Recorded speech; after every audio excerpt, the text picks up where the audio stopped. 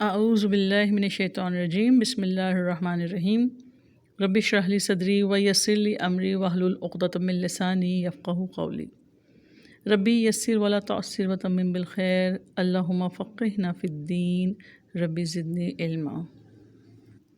سورۃ البقرہ آیت 133 لفظی ترجمہ۔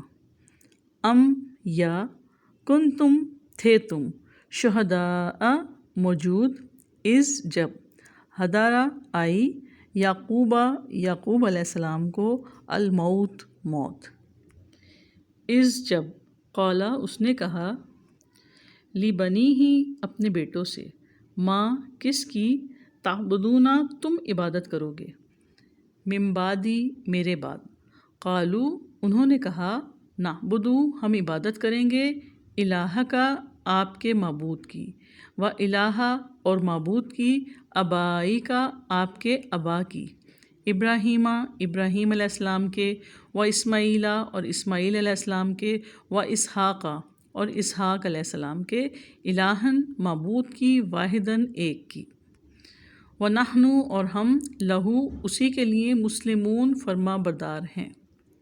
با محاورہ ترجمہ۔ کیا تم اس وقت موجود تھے جب یعقوب علیہ السلام کو موت آئی، جب اس نے اپنے بیٹوں سے کہا کہ میرے بعد تم کس کی عبادت کرو گے؟ انہوں نے کہا، ہم آپ کے معبود اور آپ کے ابا ابراہیم علیہ السلام، اسماعیل علیہ السلام اور اسحاق علیہ السلام کے معبود کی عبادت کریں گے جو ایک ہی معبود ہے، اور ہم اسی کے لیے فرما بردار ہیں۔ اس آیت کے شان نزول میں یہ واقعہ آتا ہے کہ ایک دفعہ یہود نے رسول اللہ صلی اللہ علیہ وآلہ وسلم سے کہا کہ کیا آپ صلی اللہ علیہ وسلم کو معلوم نہیں کہ یعقوب علیہ السلام نے ہمیں یہودی رہنے کی وصیت کی تھی؟ اس وقت یہ آیت نازل ہوئی اور اللہ تعالیٰ نے یہود مدینہ سے پوچھا، جب یعقوب مرنے کے قریب تھے تو کیا تم اس وقت موجود تھے جو اتنے وثوق سے تم یہ بات کہتے ہو کہ یعقوب نے یہودیت کی وصیت کی تھی؟ پھر جو کچھ یعقوب علیہ السلام نے بوقت مرگ اپنے بیٹوں سے پوچھا اور جو بیٹوں نے جواب دیا، اس کو اللہ تعالیٰ نے خود بیان کر کے یہود کے اس قول کی تردید فرما دی، کیونکہ اگر یہود کہیں کہ ہم موجود تھے تو پھر یہ جھوٹ اور بہتان ہوا، اور اگر وہ یہ کہیں کہ ہم حاضر نہیں تھے تو ان کا پھر یہ دعویٰ غلط ثابت ہو گیا، کیونکہ انہوں نے جو وصیت کی وہ تو اسلام کی تھی، نہ کہ یہودیت یا عیسائیت کی۔ تو جب حضرت یعقوب علیہ السلام کی موت کا وقت قریب آیا، اس وقت حضرت یعقوب علیہ السلام اور ان کے سب بیٹے حضرت یوسف علیہ السلام کے ذریعے مصر میں پہنچ چکے تھے، اور یہ سارا واقعہ سورہ یوسف میں بیان ہوا ہے۔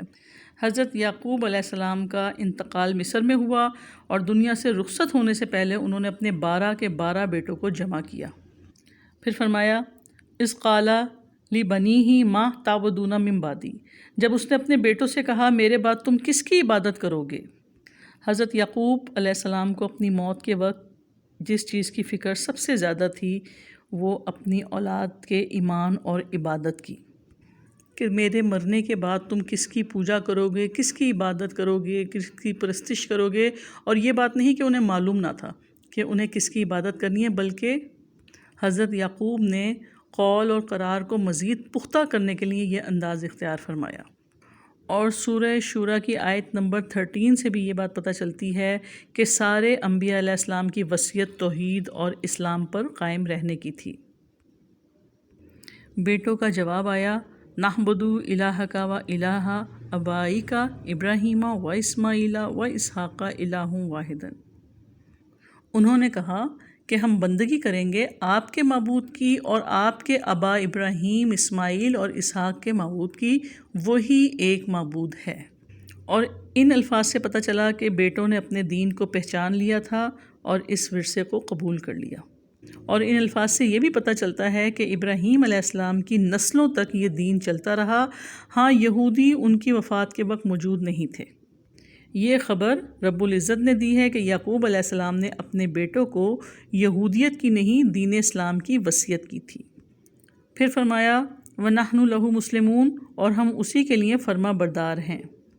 تو اسلام کا مطلب کیا ہے؟ اپنے آپ کو حوالے کر دینا، سپرد کر دینا۔ پہلے انہوں نے کہا کہ ہم اللہ تعالیٰ کی عبادت کرتے ہیں، اور یہاں کہا کہ ہم اس کے فرما بردار ہیں، تو انہوں نے توحید اور عمل کو جمع کر دیا، یعنی ہم اسی کے سامنے سر جھکاتے ہیں اور اسی کی فرما برداری کا اقرار کرتے ہیں۔ آیت 134 لفظی ترجمہ، تلکا امتن، وہ ایک امت تھی، قد یقیناً، خلط گزر گئی، لہا اس کے لیے ہے، ماں جو کچھ، کسبت اس نے کمایا، ولکم اور تمہارے لیے ہے، ماں جو کچھ، کسبتم تم نے کمایا، ولا تسألون اور نہیں تم سے پوچھا جائے گا، اما اس کے بارے میں جو، کانو وہ تھے، یعملون وہ کیا کرتے۔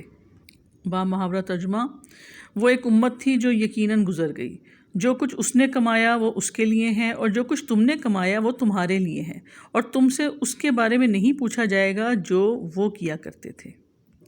اللہ تعالیٰ کے ہاں ہر آدمی کو جو کچھ ملے گا اپنے ذاتی عمل کی بنیاد پر ملے گا، کسی دوسرے کے عمل کی بنیاد پر نہیں۔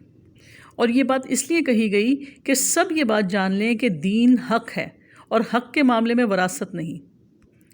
اس لیے بزرگوں کی نیکیوں کا ثواب بعد والی نسلوں کو نہیں ملتا، جیسے یہودی غلط فہمی میں مبتلا تھے کہ ثواب مستقل ہوتا ہے، اور عیسائی یہ سمجھتے تھے کہ پچھلی نسلوں کے گناہ اگلی نسلوں تک منتقل ہوتے ہیں، جبکہ یہ بات درست نہیں۔ گناہ وراثت میں نہیں ملتے جیسے نیکیاں وراثت میں نہیں ملتی۔ تو ہر شخص نے جو خیر اور شر کمایا تو ان کا خیر تمہیں نفع نہیں دے گا اگر تم برائی کماتے ہو۔ اس لیے اللہ تعالیٰ نے فرمایا کہ تلکا امتن قد خلت، وہ ایک امت تھی جو یقیناً گزر گئی، یعنی اس سے مراد انبیاء علیہ السلام کی جماعت اور ان کی اولاد کی جماعت ہے۔ تو اے یہود، تم ان کی اولاد ہو، مگر ان کے اعمال تمہارے کچھ کام نہیں آ سکتے۔ تمہارے لیے تو وہی کچھ ہوگا جو تم خود کر رہے ہو۔ تم سے یہ نہیں پوچھا جائے گا کہ تمہارے آباء و اجداد کیا کیا کرتے تھے، بلکہ یہ پوچھا جائے گا کہ تم خود کیا کرتے رہے۔ اور یہ آیت اس رکوع میں 2 مرتبہ آئی ہے۔ یہ انسانوں کا ایک گروہ تھا جو گزر گیا، ابراہیم، اسماعیل، اسحاق، یعقوب علیہ السلام اور ان کی اولاد سب گزر چکے۔ لہا ما کسبت ولکم ما کسبتم، یہ بھی یہود کو کہا جا رہا ہے کہ تمہارے آباء و اجداد میں جو انبیاء علیہ السلام اور صالحین گزرے ہیں ان کی طرف نسبت کا کوئی فائدہ نہیں۔ انہوں نے جو کچھ کیا اس کا صلہ انہیں ہی ملے گا، تمہیں نہیں۔ تمہیں تو وہی کچھ ملے گا جو تم کماؤ گے۔ تو اصل چیز ایمان اور عمل صالح ہی ہے، جو پچھلے صالحین کا بھی سرمایہ تھا اور قیامت تک آنے والے انسانوں کی نجات کا بھی واحد ذریعہ۔ وَلَا تُسْأَلُونَ عَمَّا كَانُوا يَعْمَلُونَ، اور تم سے اس کے بارے میں نہیں پوچھا جائے گا جو وہ کیا کرتے تھے۔ تو اس سے پتہ چلا کہ ہر انسان اپنے عمل کا خود ذمہ دار ہے۔ اللہ تعالیٰ کسی کے گناہوں کا مواخذہ دوسرے سے نہیں کرے گا، ہر شخص کو اس کا ایمان اور تقوی کام آئے گا۔ لہٰذا یہ گمان کہ انبیاء کی اولاد ہیں، ان کے طریقے پر ہیں، درست نہیں۔ اپنے حالات پر غور کرو، دیکھو کہ کیا میرے اعمال مجھے اللہ تعالیٰ کے یہاں نجات دلا دیں گے؟ تو ان آیات کے پس منظر میں یہود کی خباثت کو نمایاں کیا جا رہا ہے کہ ابراہیم اور یعقوب کی وصیت تو یہ تھی، مگر اس وقت کے یہود و نصارہ کا کیا رویہ تھا، اور انہوں نے اللہ کے رسول صلی اللہ علیہ وسلم کے خلاف متحد ہو کر کیا محاذ بنا رکھا تھا۔ سبحانک اللہم بحمدک، نشہد ان لا الہ الا انت، نستغفرک ونتوب الیک۔ السلام علیکم ورحمۃ اللہ وبرکاتہ۔